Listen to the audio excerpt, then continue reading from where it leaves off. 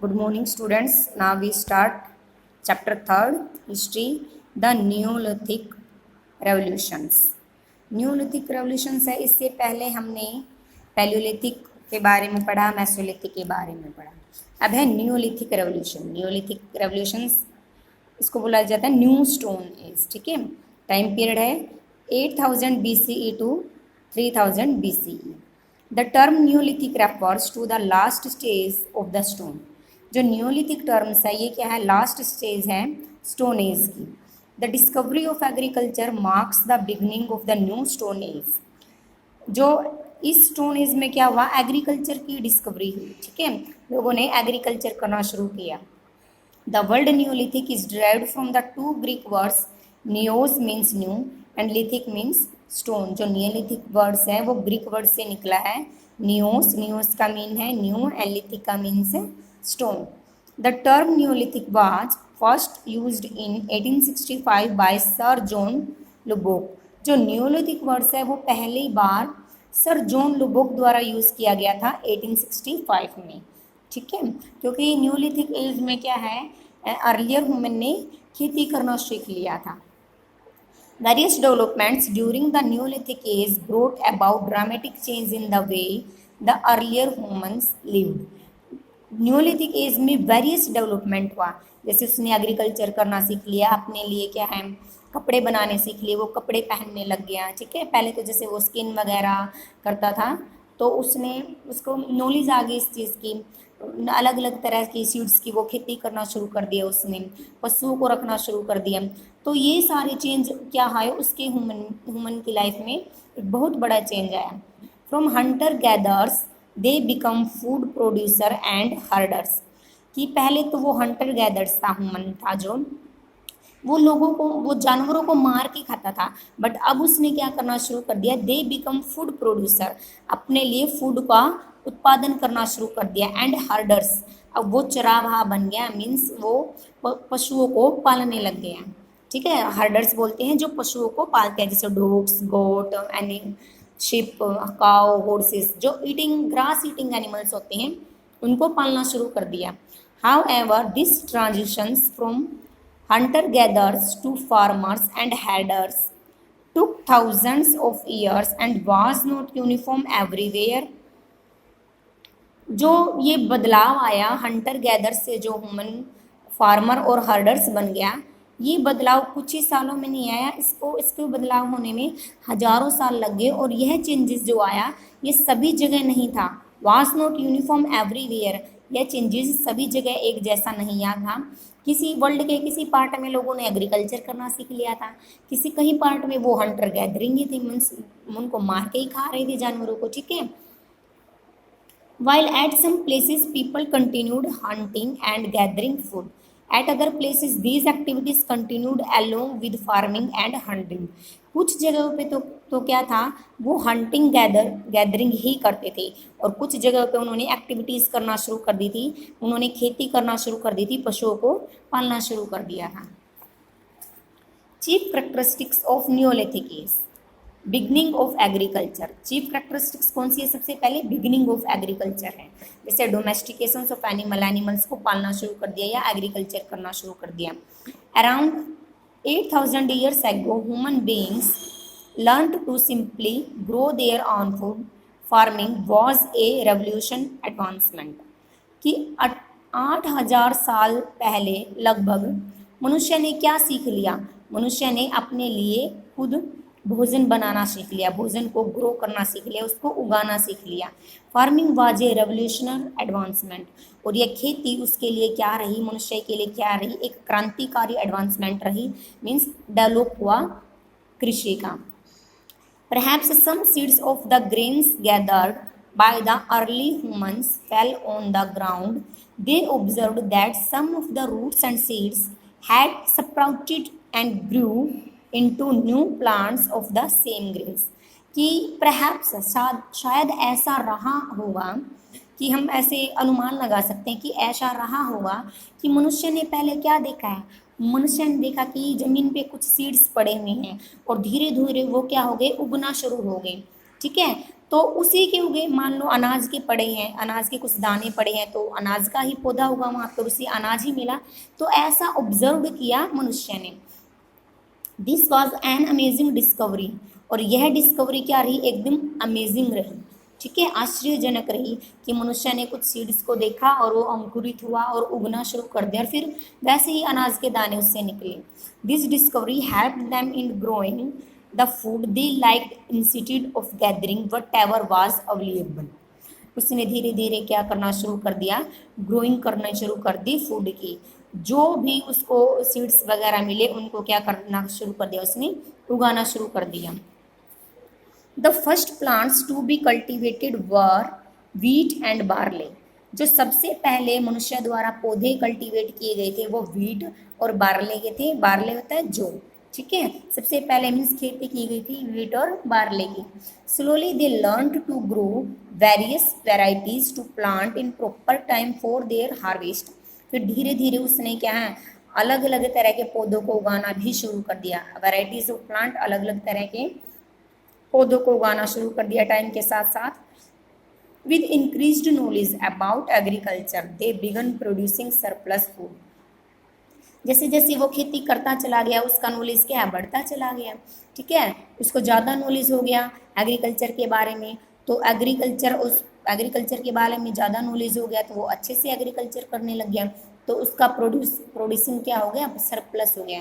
Means जो भी भोजन का, जो भी अनाज का उत्पादन होता वो ज़्यादा होने लग गया पहले के कंपैरिजन में। डोमेस्टिकेशंस ऑफ एनिमल, कि अब अर्ली ह्यूमन बींग्स ने एग्रीकल्चर करना शुरू किया, उसके साथ साथ क्या करना शुरू किया, पशुओं को पालना शुरू कर दिया। Grass eating animals were attracted to the human shelters because of the food left behind by them. जो ग्रास ईटिंग एनिमल्स थे, ग्रास ईटिंग एनिमल्स कौन कौन से होते हैं, जैसे शीप, गोट, काउ, हॉर्सेस, ये एनिमल्स क्या करना शुरू, ये अट्रैक्ट होने लगे ह्यूमन शेल्टर्स की तरफ। मीन्स जहाँ पे ह्यूमन रह रहे थे ये एनिमल्स वहाँ अट्रैक्ट होने लगे। और ये क्या कारण था कि ह्यूमन्स वहाँ पे अट्रैक्ट होने लगे, ये मेन कारण था क्योंकि उन्होंने खेती करना सीख लिया था। खेती करना सीख लिया था, जो घास वगैरह थी वो इन ग्रास ईटिंग एनिमल्स को ईजिली अवेलेबल हो जाती थी।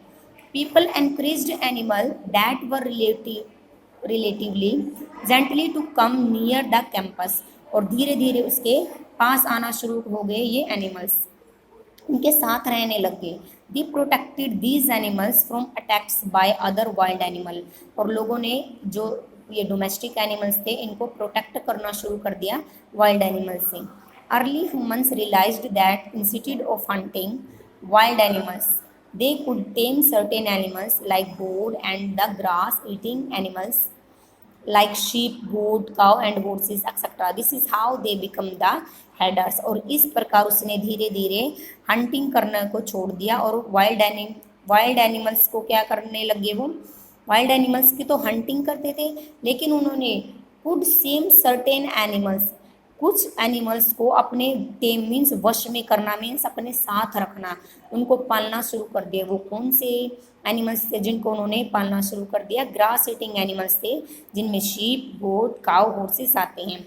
और धीरे धीरे इस तरह मनुष्य क्या बन गया, हर्डर्स बन गया, मीन्स वो पशुओं को पालने लग गया, चरावाहा बन गया, ठीक है। They used animals skin to make their clothes. Animals like donkey, bullocks and horses were used for transportations. अब उसने पशुओं को अपने पास रखना सीख लिया, पशुओं को पालना सीख लिया। तो पशुओं को पालना सीख लिया तो जैसे काऊ वगैरह है उनका मिल्क वो प्राप्त करता था। शिप को एज ए ट्रांसपोर्टेशन के रूप में वो यूज़ करने लग गया, या शिप की स्किन से वो क्या है क्लोथ्स वगैरह बनाने लग गया। तो इससे उनकी लाइफ क्या हो गई, ईजी हो गई। They also help them to plough their fields.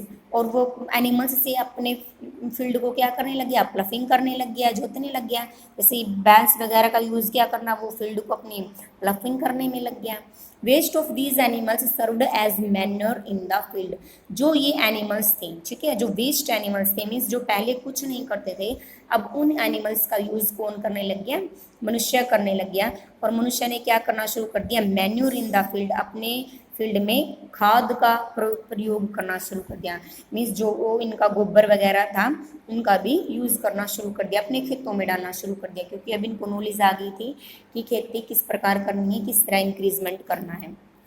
ठीक है, रिजल्ट ऑफ दीज चेंजिंग, अब ये इतने सारे चेंज हुए कि उन्होंने एग्रीकल्चर करना सीख लिया है, पशुओं को पालना सीख लिया है, तो ये क्या क्या चेंज आई इससे। With the advent of farming and domestic animals to feed a society, life become much easier for early humans। जैसे जैसे उसने एडवेंट ऑफ फार्मिंग, जो खेती करना सीख लिया, खेती का आगमन हुआ, डोमेस्टिक एनिमल को उसने पालना शुरू कर दिया अपने साथ ही, तो इससे उनकी लाइफ क्या हो गई, ईजी हो गई। ठीक है, जैसे वो पहले सारे काम अपने आप करता था, अब वो पशुओं को रखने लग गया तो ईजी हो गया। ठीक है, काम करना एज ए ट्रांसपोर्टेशन के यूज़ के रूप में यूज़ करता था, एनिमल्स को प्लफिंग करवाता था फील्ड से।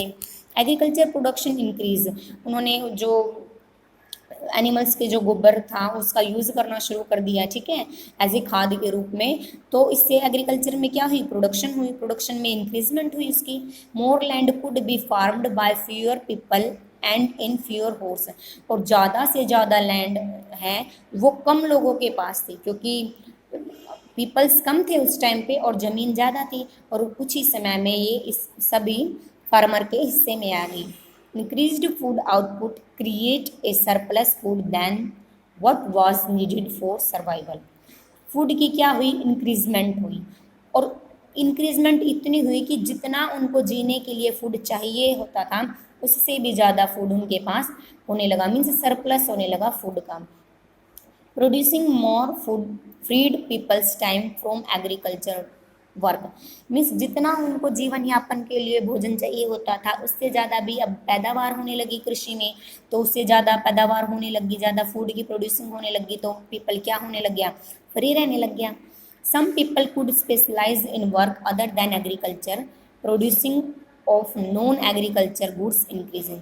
कुछ लोग तो क्या थे, एग्रीकल्चर करने में स्पेशलाइज थे, कुछ लोग एग्रीकल्चर करते थे, कुछ लोग और काम करते थे। ठीक है, अदर काम भी होते थे, जैसे कपड़े वगैरह वो का यूज़ करना होता था, कपड़े वगैरह बनाने होते थे। तो ऐसे बहुत सारे काम थे जिनमें क्या है, लोगों को नॉलेज प्राप्त हुआ, और नॉन एग्रीकल्चर की जो चीज़ें थी उनमें भी क्या होने लगी, वृद्धि होने लगी। With sheltered life and more food population increase, जैसे जैसे क्या है इंक्रीजमेंट हुई प्रोडक्शन में, एग्रीकल्चर में, ठीक है, डोमेस्टिक एनिमल्स को उन्होंने रखना शुरू कर दिया, तो उनकी लाइफ एकदम सेटल्ड हो गई। वो जैसे जगह जगह पे घूमते रहते थे, एक जगह नहीं रहते थे, अब वो एक जगह टिके रहने लगे।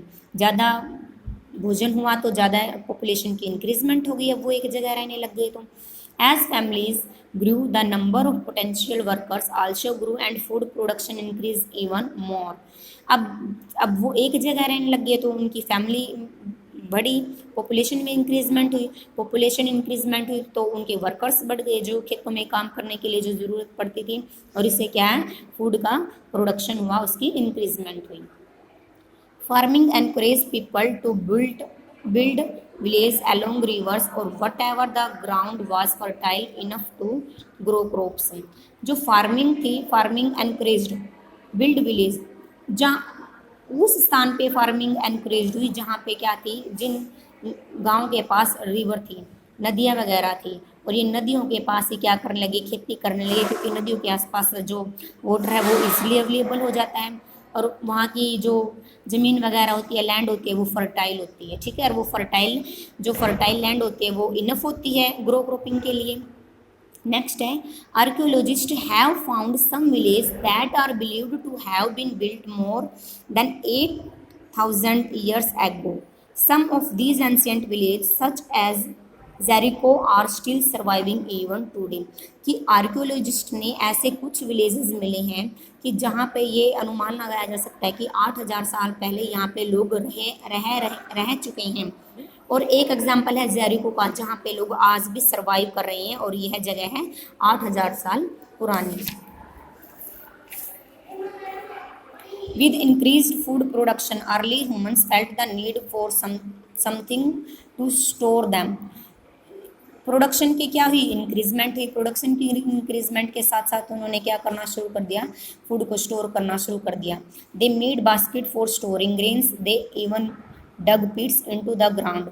और तब इंक्रीजमेंट होने लगी, फूड प्रोडक्शन ज़्यादा होने लग गया, तो अब इसको महसूस होने लग गया कि इसको स्टोर कर देना चाहिए। और स्टोर करने के लिए उसको किस चीज़ की ज़रूरत थी, बर्तन वगैरह की ज़रूरत थी। अब उन्होंने बर्तन वगैरह बनाना शुरू कर दिए, जैसे बास्केट्स बनाए, डग पिट्स बनाए, ठीक है। They need for vessels to store water and milk led them to make pots. They started making large clay pots. First they made pottery using the coil method. उन्होंने सबसे पहले क्या किया, क्ले का यूज़ करके क्ले पोट्स बनाए, ठीक है। जैसे पहले यहाँ क्ले को इतना लंबा किया, फिर इसको राउंड राउंड करके क्ले पोट्स बनाए, ठीक है। The inventions of wheel. The next great landmark was the invention of wheel. The wheel made life comfortable and easy. Transportations, making of poetry, weaving and spinning were all made possible with these great inventions. अब क्या है, पहिए का आविष्कार होना शुरू हो गया। पहिए का आविष्कार होना शुरू हो गया तो उसने गाड़ी वगैरह बनाई और उनकी लाइफ क्या होगी, एकदम कंफर्टेबल हो गई। ट्रांसपोर्टेशन के लिए यूज़ किया गया, उन्होंने वीविंग करना शुरू की, स्पिनिंग हुई। तो ये एक ग्रेट इन्वेंशन रही जिससे अर्लियर वुमेन की लाइफ क्या होगी, एकदम ईजी हो गई। This period is significant for megalithic architecture, spread of agriculture practices and uses of polished stone tools. यह जो टाइम पीरियड रहा एक सिग्निफिकेंट रहा। कि कैसे सिग्निफिकेंट रहा, क्योंकि मेगालिथिक आर्किटेक्चर थे, इसमें स्प्रेड ऑफ एग्रीकल्चर की खोज हुई और जो स्टोन्स थे उनका उन्होंने क्या करना शुरू कर दिया, यूज़ करना शुरू कर दिया। Stonehenge, a megalithic prehistoric monument located at Wiltshire, England, is one of the most famous sites in the world. It was begun in the late Neolithic period and complete in Bronze Age. एक bronze as का example है जो Neolithic period का, ये England में देखा जा सकता है। कितना भी तूफान आए, कितनी भी बड़ी तूफान आए, हवा तेज जाए, ये जगह ऐसी की ऐसी है, हिस्टोरिकल प्लेस है। Okay, thank you.